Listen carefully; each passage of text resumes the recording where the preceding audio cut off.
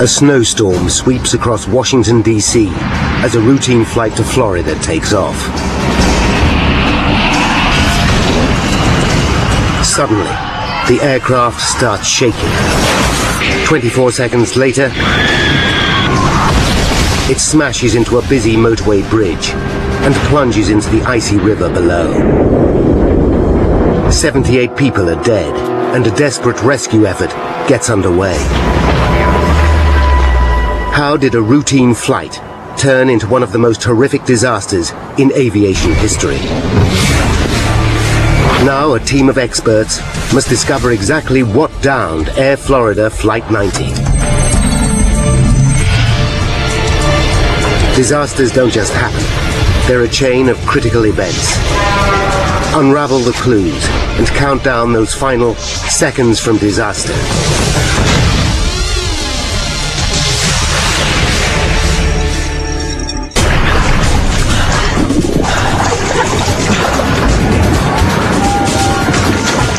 This man has survived a plane crash. Now, as the aircraft sinks, he must cheat death. Again.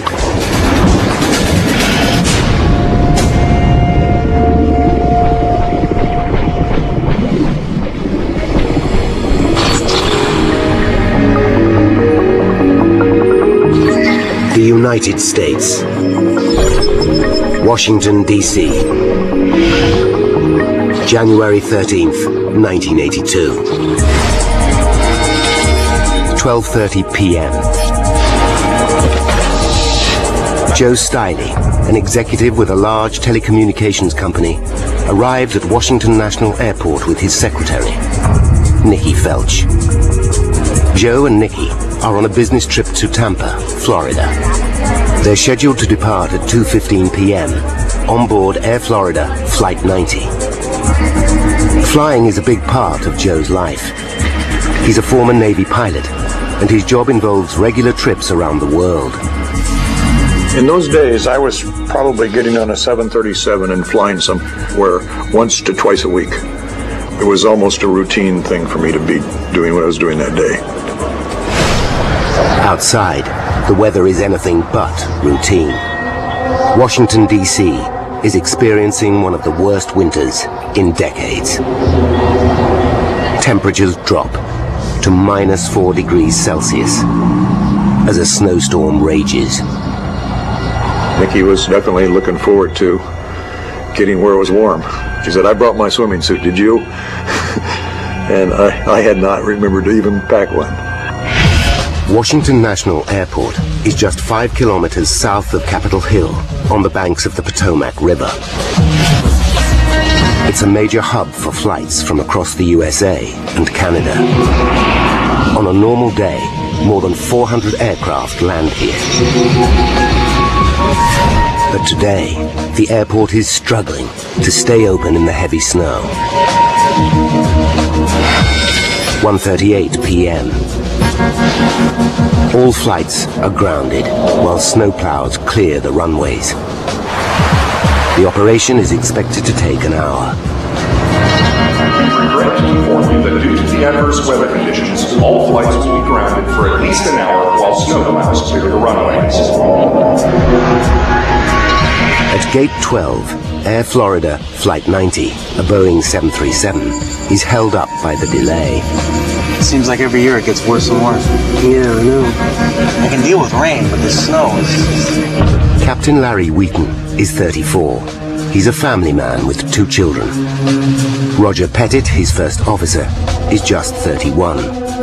He's a former U.S. Air Force fighter pilot with an excellent record.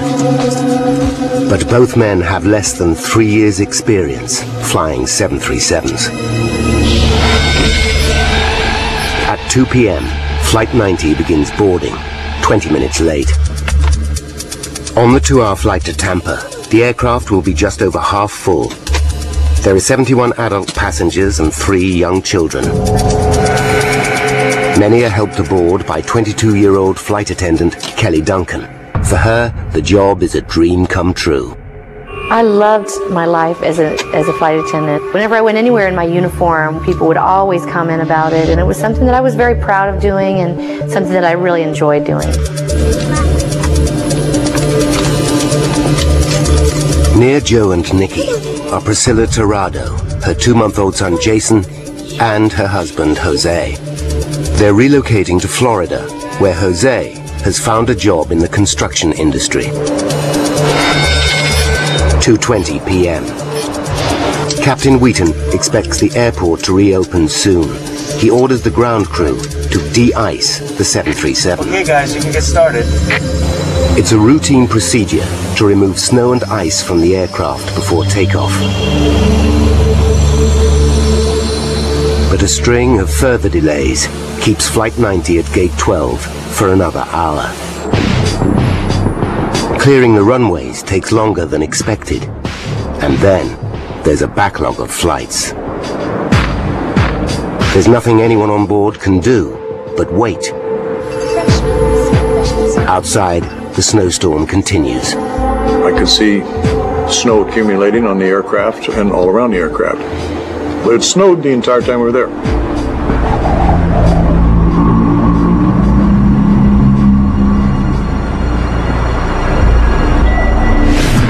When clearance to leave Gate 12 is given, there's another delay. Ice on the tarmac makes it difficult to move the 737. But too heavy for this ice. Captain Wheaton decides to help out with a blast of reverse thrust from his engines. Guys, I'm gonna put a little reverse on it. Are you sure? No, don't worry, it'll be okay.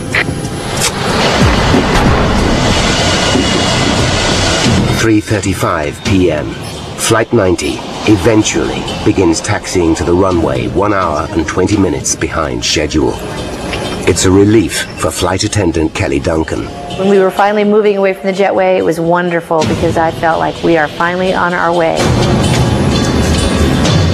Wheaton and Pettit go through their after-start checklist. Anti-ice? Off. APU. Running. Flight 90 then falls in behind other aircraft queuing for takeoff. 2 window exits at the center of the cabin, and 2 doors at the front. Boy, this is bad. Probably the worst snow I've ever seen. Seatbelts are released as shown. Both pilots can see snow on their wings.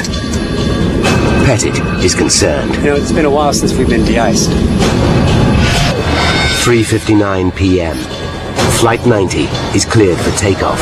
Position and hold. Flight attendants, please take your seats. At the rear of the passenger cabin, Kelly Duncan straps herself in. Joe Stiley, Nikki Felch, and Priscilla Tirado are just a few meters away. 3:59 p.m. and 45 seconds. Throttles. The 737 finally begins to roll down the runway. Seconds later, thrust readings jump past the target level for takeoff. Oh God, look at that. That don't look right, does it? Pettit responds by easing the throttles a touch. Yes, it is. There's 80. But now, it's taking longer than usual to reach takeoff speed of 144 knots. That's not right. And there are strange readings on the flight deck. 120. Joe Stiley is worried. We were nowhere near the normal speeds that I was used to feeling every week in a 737. Going down that runway was like riding in a backcountry road full of potholes. Flight 90 eventually hits takeoff speed. Easy. And leaves the ground. Me too. Suddenly, the nose pitches up sharply, and the aircraft starts to shake. In the cockpit, alarms warn the pilots that Flight 90 is about to stall. They have seconds to act, or the 46-ton aircraft and the 79 people on board will fall out of the sky.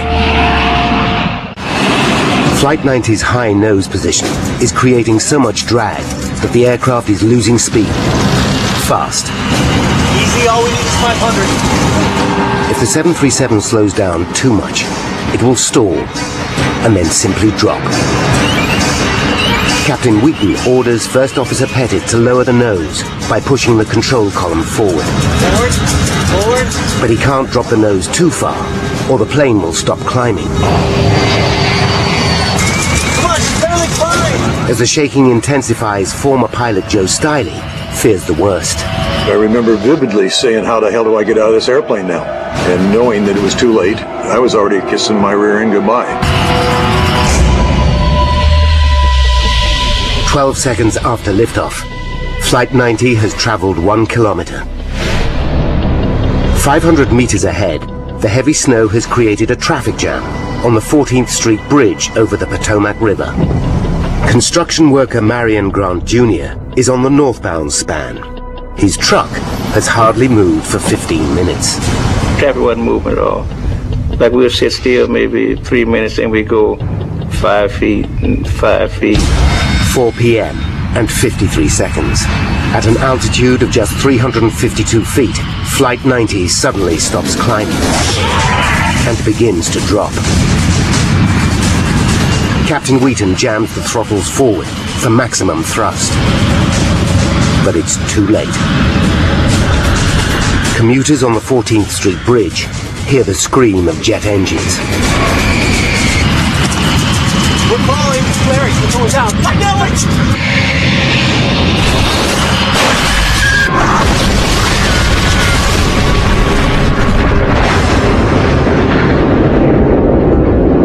Joe Stiley is knocked out as Flight 90's fuselage breaks into 4 sections. I remember the sensation of blacking out, and I remember saying to myself, God help me.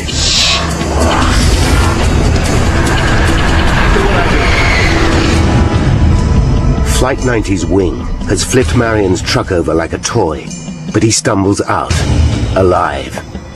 The carnage on the bridge is horrific. I saw a guy crushed to death, you know, and then I saw another guy, seemed like his head was decapitated and stuff like that.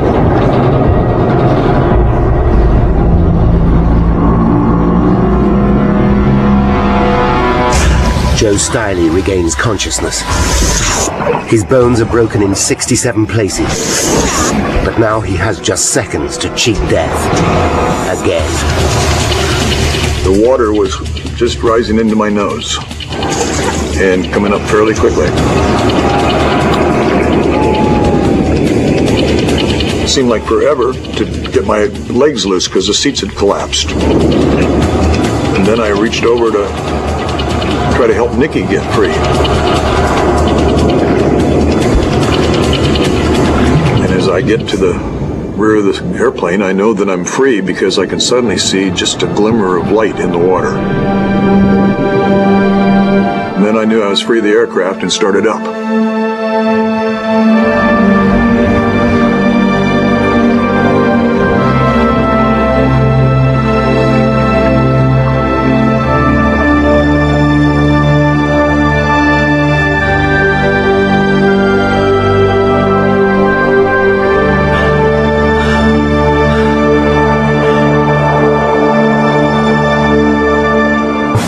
Stunned witnesses gather on the bridge. A news cameraman takes this footage just minutes later. The entire 737 bar the tail section has disappeared. Joe and Nikki have made it to this island of wreckage along with 4 other survivors. One is the young mother, Priscilla Tirado. Another is flight attendant Kelly Duncan. She's bewildered. I have no recollection of the impact. 1 minute sitting in a warm jump seat, the next minute in freezing cold water. The water is just 1 degree above freezing. The human body can only survive in these conditions for about 30 minutes. It hurts to be that cold. It feels like knives in you to be that cold. The emergency services arrive minutes later, but their inflatable boats can't get through the ice. It's a devastating blow for Kelly. I really felt like I was kind of just losing hope, thinking, this is really going to be the way I'm going to die. I just didn't feel like I was ready to die. The survivors have escaped a plane crash. But now, they'll freeze to death unless rescuers reach them within minutes.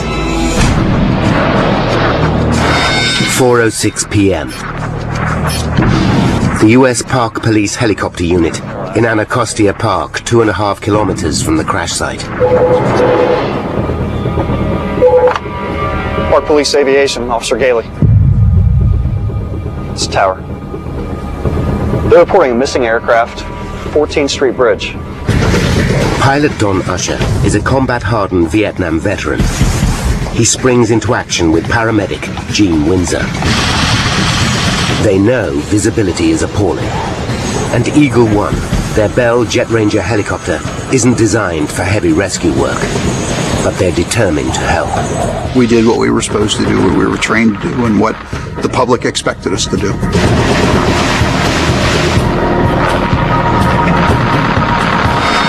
4:10 p.m. 28-year-old Lenny Skutnik arrives at the crash scene. Lenny spotted the commotion while driving home from his office job in the center of Washington. He's unnerved by what he finds. When we got down on the riverbank, it was kind of an eerie feeling. It was snowing, and you know that quiet when it snows, and someone screaming for help out in the river. Made the hair stand up in the back of your head.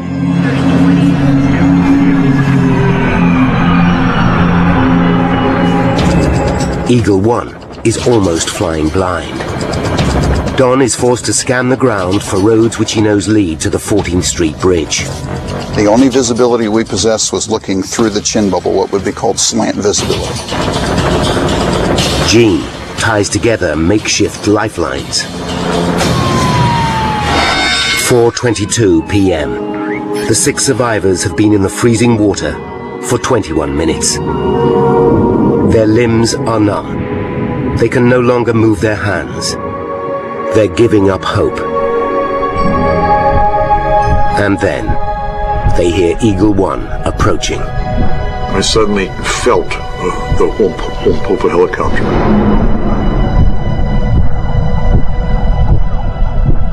Then the Park Police helicopter came into view.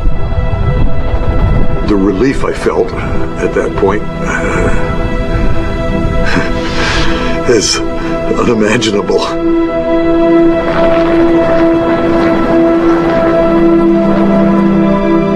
I have never heard such a beautiful thing as the day that I heard that helicopter.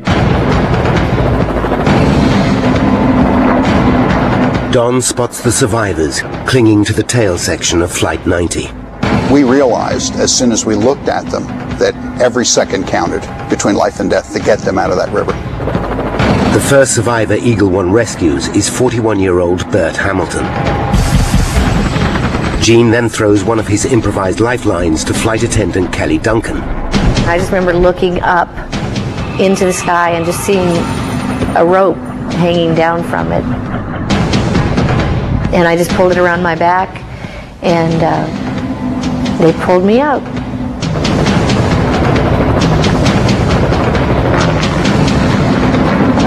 Don and Gene now try to speed up the rescue by dropping 2 ropes.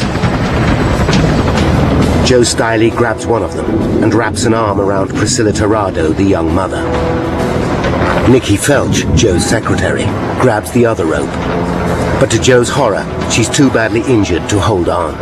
It was the worst feeling because if there's any one person I'm going to try to help first, it would be Nikki, and I can't.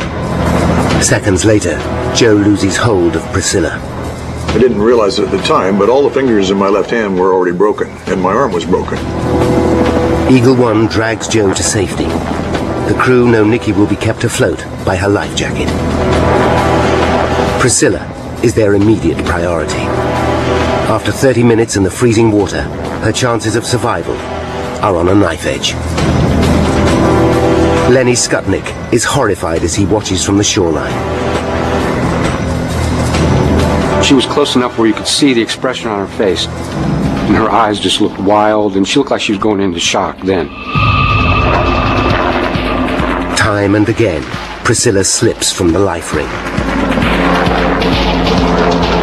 Traumatized, exhausted, and temporarily blinded by aviation fuel, she begins to drown. Lenny realizes he can watch no more. It was just too much to take. I absolutely thought she was going to die if I didn't go in and get her.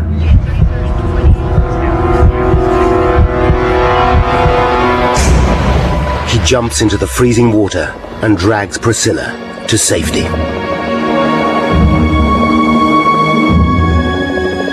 I believe it's a human instinct. I didn't weigh it or think about it, I just did it.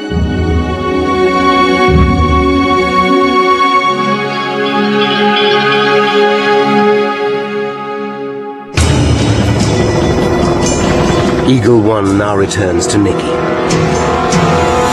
but she's too weak to grab the life ring. The crew respond with their most audacious rescue so far. G steps onto the skid, grabs Nikki, and wrestles her to safety.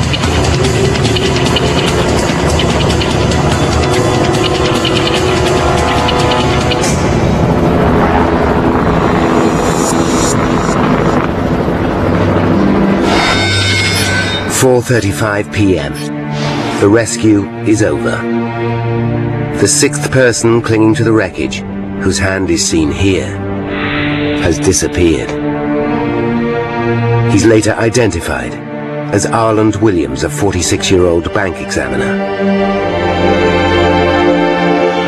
74 passengers and crew on board the 737 are dead, including Priscilla Tirado's baby son and husband. 4 more people die on the bridge, bringing the death toll to 78. 5 people survive the tragedy,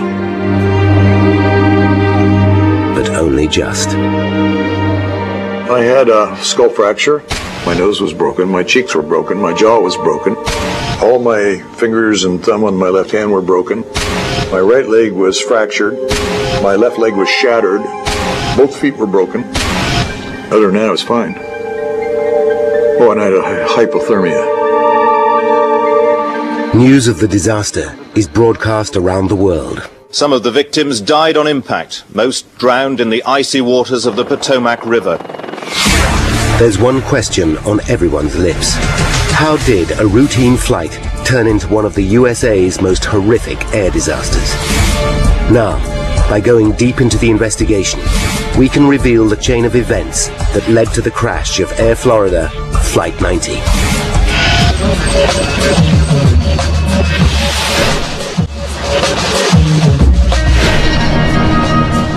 At the time of the disaster, Bill Hendricks was the National Transportation Safety Board's Chief of Air Accident Investigation. He's a former US Navy pilot with more than 20 years' experience as an air crash investigator. January 13th, 1982. News of the disaster reaches Hendricks just after 4 p.m. Hi, Bill Hendricks. It's one of the most important calls of his career. I knew there'd be a lot of pressure on this investigation. It's here in Washington, D.C. A lot of congressional interest, a lot of media interest. It's the capital of the United States. I'll get back to you. Hendricks rushes to his second-in-command, Rudy Kapustin, who will run the investigation on a day-to-day basis. They immediately call the GO Team, a squad of NTSB experts on 24-hour standby to deal with a major air crash. The investigators reach the 14th Street Bridge later that evening. The crushed cars tell them Flight 90 came down steeply. It hit onto the 4 or 5 vehicles and flattened them out like a pancake up down to their rims before it plunged into the water. This is all they know for sure. The question is, what triggered the disaster? There are many possibilities, from catastrophic mechanical failure to pilot error, even sabotage. But the snowstorm is the most obvious suspect. It was just a gut feeling that somehow this weather had something to do with it. But Hendricks knows this cannot be the whole story. Dozens of other aircraft took off from the same airport on the same day, without a hitch. Whatever happened to Flight 90 must have been unique. It's a mystery, and solving it is going to be tough.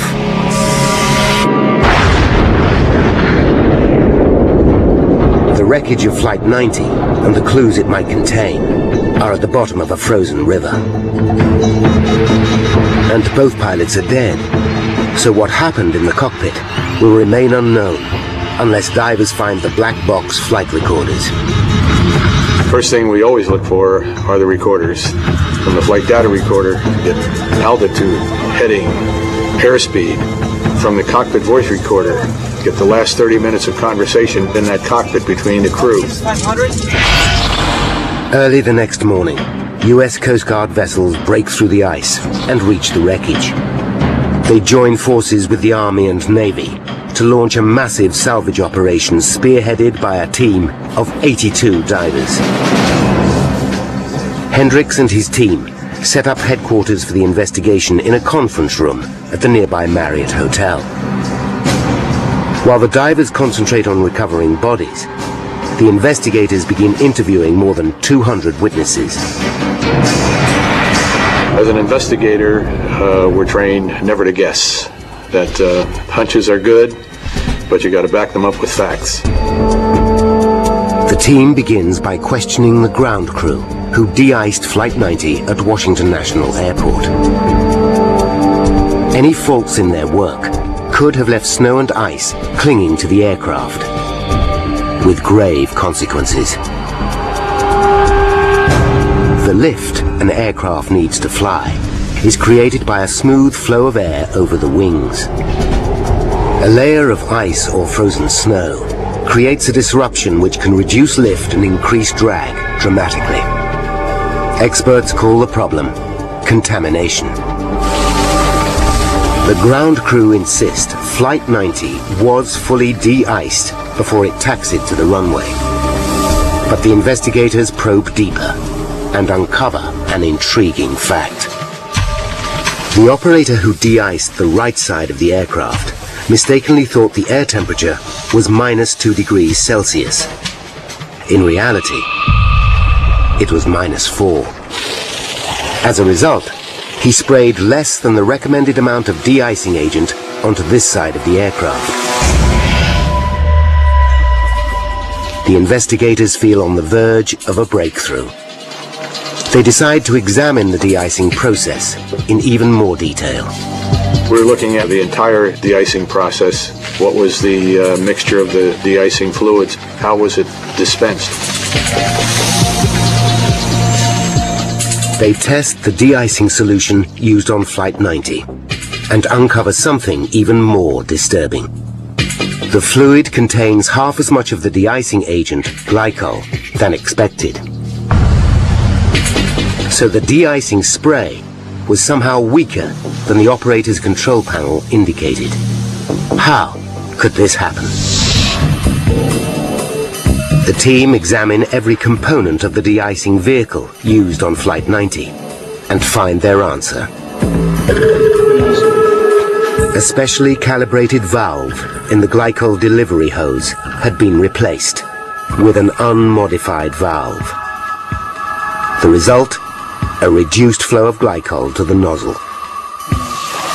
So it wasn't just the right side of the 737 which didn't get enough glycol. It was the whole aircraft. It was not a very thorough de-icing job that was done on that airplane. It was not that good. It was marginal at best. But the investigators know this is far from conclusive proof that Flight 90 was contaminated with snow and ice when it took off. Ground crew used the same de-icing unit on other aircraft without incident, so although substandard, it may still have done an adequate job. If Hendricks' hunch is to hold up, he needs better evidence. What his team discover next shocks them all. Okay guys, I'm gonna put a little reverse on this. Captain Wheaton used reverse thrust during pushback from Gate 12. Thrust reversers are normally used as a braking system when an aircraft lands. Are you sure? They should never be used before takeoff in wintry conditions for one simple reason. The reversers redirect the jet of hot air leaving the back of the engines towards the front of the aircraft. This can shoot a cloud of slush onto the wing and into the engine inlets. In sub-zero temperatures, the slush can refreeze within minutes. The use of reverse thrust is further evidence snow or ice could have caused the disaster. It was very poor pilot judgment to do it. Not a good idea. Then Hendricks gets another break. A member of his team tracks down an extraordinary photograph. It's a snapshot of Flight 90 taken by a passenger in another plane at approximately 3:20 p.m., just 10 minutes after de-icing finished. The image is grainy, but it shows fresh snow is already on the aircraft. The photograph is further evidence that the 737 may have been contaminated after it was de-iced, regardless of how well the job was done. By day 4 of the investigation, most of the bodies have been recovered. The focus of the salvage operation can now move to the wreckage. The parts are taken to a hangar at Washington National Airport for detailed examination, but they yield no clues. And the 2 crucial black box flight recorders are still missing. Finding them is a daunting task. Divers are equipped with an acoustic homing device. But the tangled wreckage is spread over an area of dark, freezing water the size of a football pitch. The media is hungry for answers. But NTSB spokesman Francis McAdams still can't announce any breakthroughs. As I told you before, I have no idea until we get all of the evidence. The investigators turn to the one card they haven't yet played: the survivors.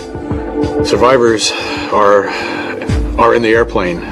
They hear sounds, they feel bumps and grinds and hear noises. They supply an awful lot of information. Joe Stiley describes how Flight 90 shook violently before it crashed. His words confirm the investigators' suspicions. They know this could be the result of ice and snow, disrupting airflow over the wings. But then, Joe reveals that the 737 seemed slow and sluggish during its takeoff run. Why could this be? Other aircraft didn't have this problem, despite the snowy conditions. Hendricks and his team are mystified. Then, 7 days after the crash, a diver picks up a faint signal. He follows it through the icy water until he can just make out a tangled mass of wreckage. He carefully pulls away twisted pieces of razor-sharp metal and hits the jackpot. In his torch beam, he spots one of the flight data recorders, then the other. It's the moment everyone involved in the investigation has been praying for. After the recovery, Seacrest lifted one recorder over his head in victory. A big moment for the salvage team after a week of frustration.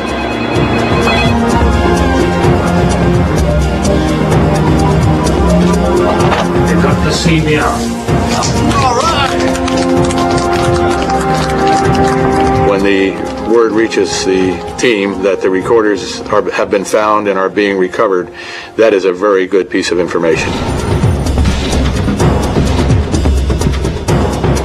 The investigators rush the black boxes to their labs. After days of speculation, they're about to find out exactly what happened in the seconds leading up to the crash.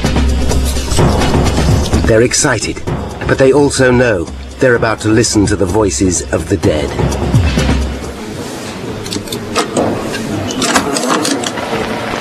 Boy, this is bad.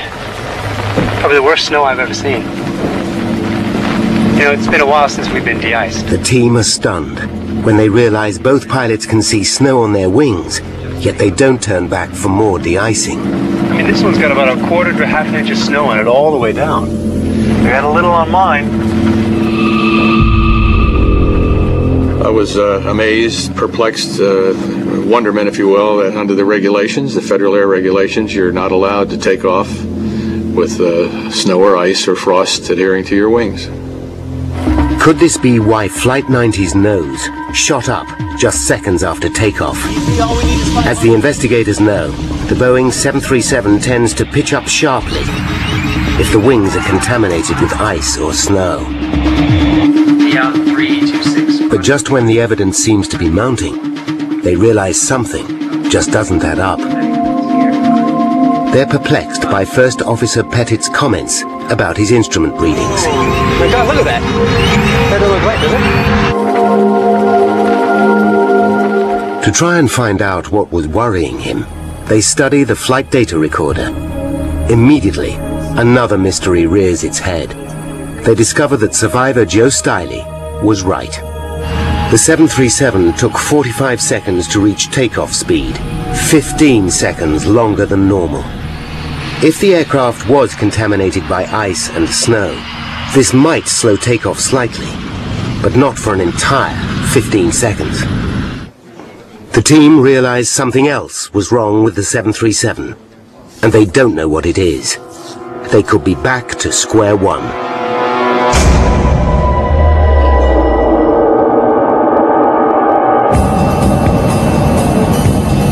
They can think of only one thing which would slow a 737's takeoff dramatically: insufficient thrust from the engines.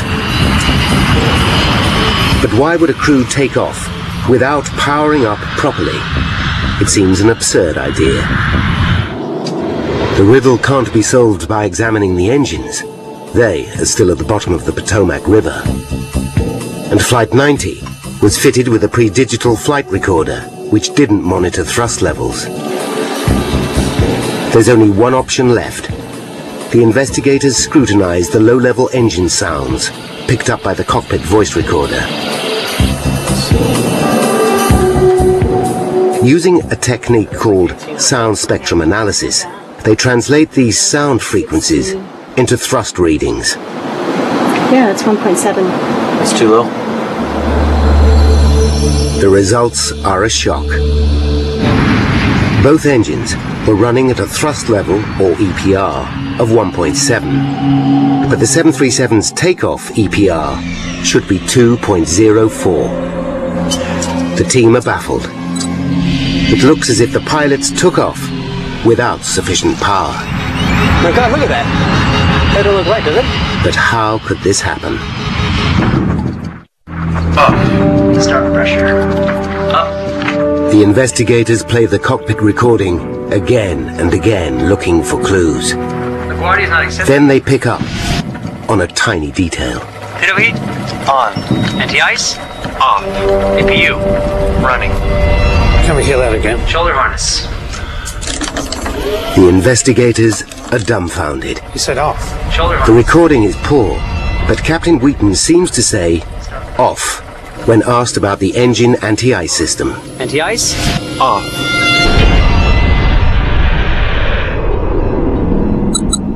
Hendricks realizes one small word could unlock the mystery behind the disaster.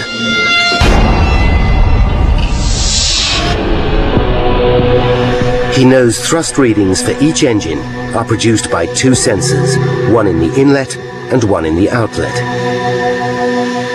Together, they produce thrust readings by measuring the ratio between air pressure at the front and the back of the engine.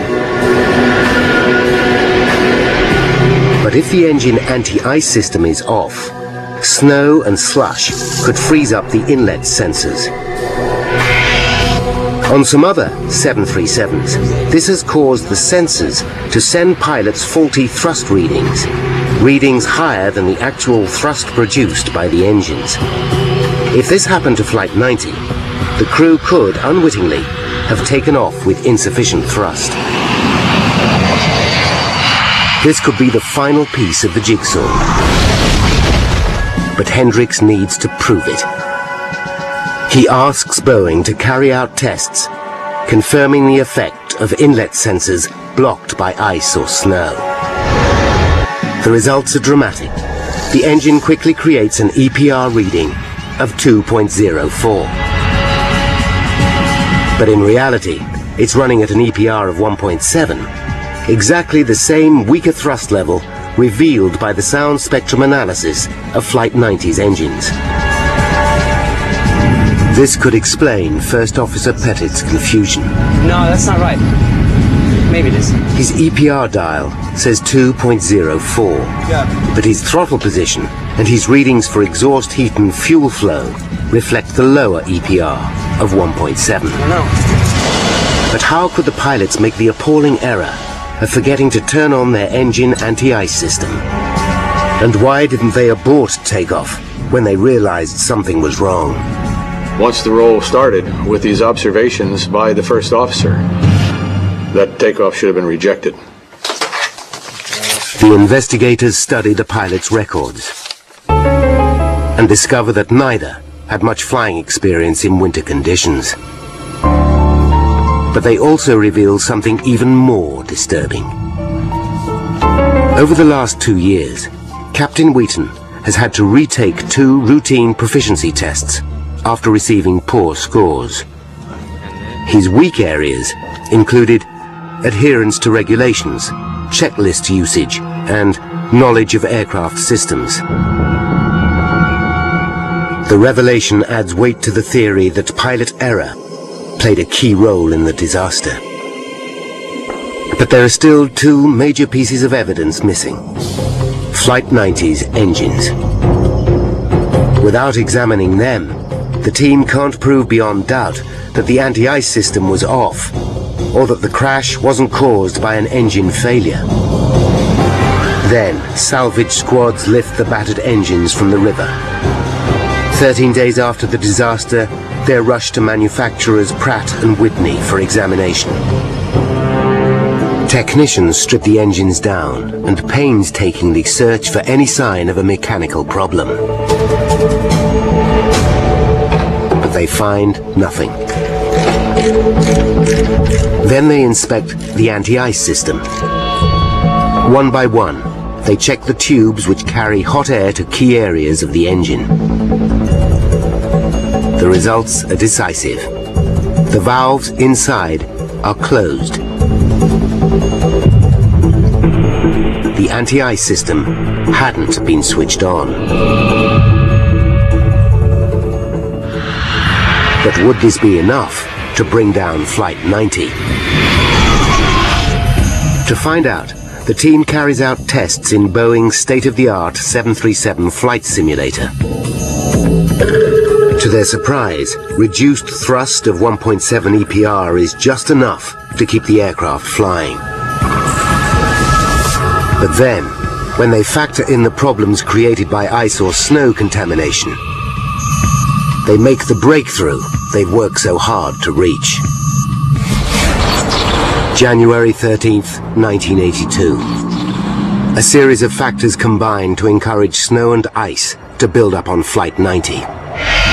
The aircraft is sprayed with half the recommended amount of de-icing agent. Further delays allow more snow to gather on the 737. And the use of reverse thrust may have sprayed slush onto the wings and critical thrust sensors. 23 minutes to disaster. Electrical. Wheaton and Pettit leave their engine anti-ice system off.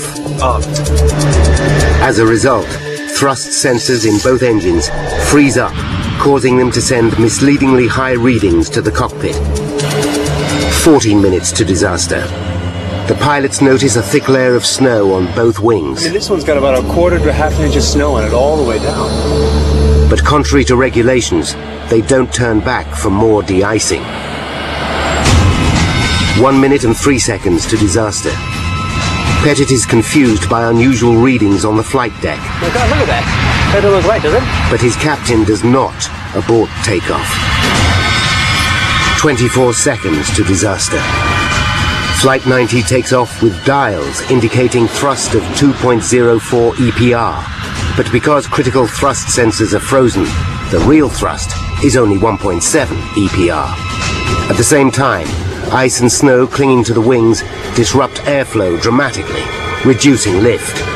This changes the aerodynamics of the 737, causing the nose to pitch up sharply. The resulting drag reduces speed, which in turn reduces lift even further. 8 seconds to disaster. The loss of lift reaches a critical point. At an altitude of just 352 feet, the 46-ton aircraft stalls and falls out of the sky. 4:01 p.m. Flight 90 hits the 14th Street Bridge.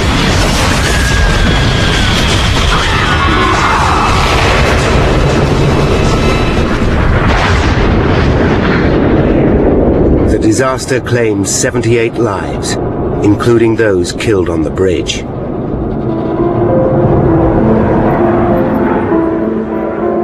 After his recovery, survivor Joe Stiley left his executive job to work for himself.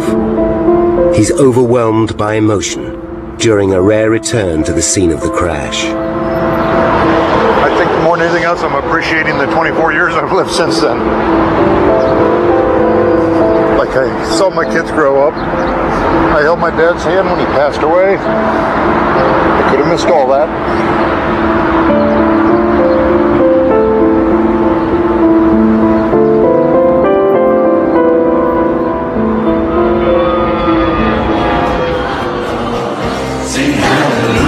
For flight attendant Kelly Duncan, the disaster was a turning point. My prayers were answered when I heard that helicopter come. And instead of running away from God, I all of a sudden started wanting to run to God. She quit her job as a flight attendant and is now a teacher at a Baptist school in Miami. Following the disaster, aviation authorities issue a series of directives to radically improve all aircraft de-icing procedures. They include measures to make sure thrust sensors don't become blocked by ice. The changes make flying safer for every aircraft that takes off in winter weather.